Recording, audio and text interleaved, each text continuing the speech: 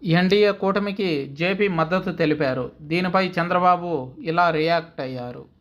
ఏపీలో ఈసారి జరిగే సార్వత్రిక ఎన్నికల్లో విపక్ష ఎన్డీఏ కూటమికి మద్దతు ఇవ్వాలని లోక్సత్తా వ్యవస్థాపకుడు అధ్యక్షుడు జయప్రకాష్ నారాయణ నిర్ణయించారు. ఈ మేరకు ఇవాళ ఏర్పాటు చేసిన ప్రెస్ మీట్లో తన నిర్ణయాన్ని ప్రకటించారు. రాష్ట్రంలో ప్రస్తుత ప్రభుత్వం సంక్షేమం పేరుతో అభివృద్ధిని పూర్తిగా నిర్లక్ష్యం చేయడమే కాకుండా గాలికి వదిలేసిందని, జరిగిన నష్టాన్ని భర్తీ చేయాలంటే మరో 10 ఏళ్ల సమయం పడుతుందని చెప్పుకొచ్చారు జేపీ. తిరిగి రాష్ట్రం అభివృద్ధి కావాలంటే ఎన్డీఏకు మద్దతు ఇవ్వాలంటూ జేపీ ఓటర్లకు పిలుపునిచ్చారు. దీనిపై టీడీపీ అధినేత చంద్రబాబు స్పందించారు. ఎన్డీఏకు ఈసారి ఎన్నికల్లో మద్దతు ఇవ్వాలన్న జయప్రకాష్ నారాయణ నిర్ణయాన్ని చంద్రబాబు స్వాగతించారు. మీలాంటి మేధావుల మద్దతు, అనుభవం ఎన్డీఏ కూటమికి మరింత అవసరమని చెప్పుకొచ్చారు. జేపీ నిర్ణయాన్ని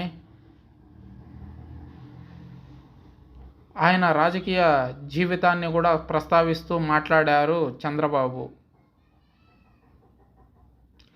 రాష్ట్ర ప్రయోజనాల్ని, రాష్ట్ర భవిష్యత్తును కోరుకునే వ్యక్తుల్లో మొదటి వ్యక్తిగా జేపీ ఉంటారని చెప్పుకొచ్చారు ఆయన. ప్రగతిశీల ప్రజాస్వామ్య ఆంధ్రప్రదేశ్ కోసం టీడీపీ, బీజేపీ, జనసేనతో కూడిన ఎన్డీఏ కూటమికి మద్దతు ఇవ్వాలని జయప్రకాష్ నారాయణ తీసుకున్న నిర్ణయాన్ని స్వాగతిస్తున్నట్లు చంద్రబాబు పోస్ట్ చేశారు తన ట్విట్టర్లో. అలాగే రాష్ట్రంలోని మిగతా భావసారూప్య వ్యక్తులు, సంస్థలు కూడా ప్రజాస్వామ్యాన్ని కాపాడేందుకు ముందుకు రావాలని పిలుపునిచ్చారు చంద్రబాబు. ఈసారి తప్పు చేస్తే రాష్ట్రాన్ని, రాష్ట్ర ప్రజల్ని కాపాడాలంటే భగవంతుడి దిగొచ్చినా సాధ్యపడదని పిలుపునిచ్చారు చంద్రబాబు. ప్రస్తుతం భయం గుప్పిట్లో మేధావులు ఉన్నారని, ఇప్పుడిప్పుడే ముసుగు తొలగించుకొని బయటకొచ్చి మద్దతు తెలుపుతున్నారని చెప్పుకొచ్చారు చంద్రబాబు. ప్రజాస్వామ్యాన్ని కాపాడేందుకు వీరంతా ముందుకు రావాలని, ఒకే తాటిపై నిలవాలని స్పష్టం చేశారు.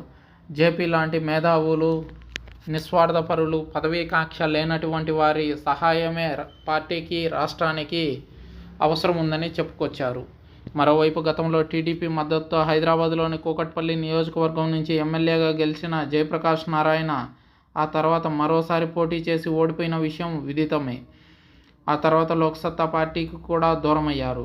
పార్టీ ఉందా లేదా అన్న సందిగ్ధావస్థలో ప్రస్తుతం ఆయన ఉన్నారు. ఈ నేపథ్యంలో ప్రస్తుత ఎన్నికల్లో మద్దతుపై జేపీ చేసిన ప్రకటన చర్చనీయాంశం అవుతుంది.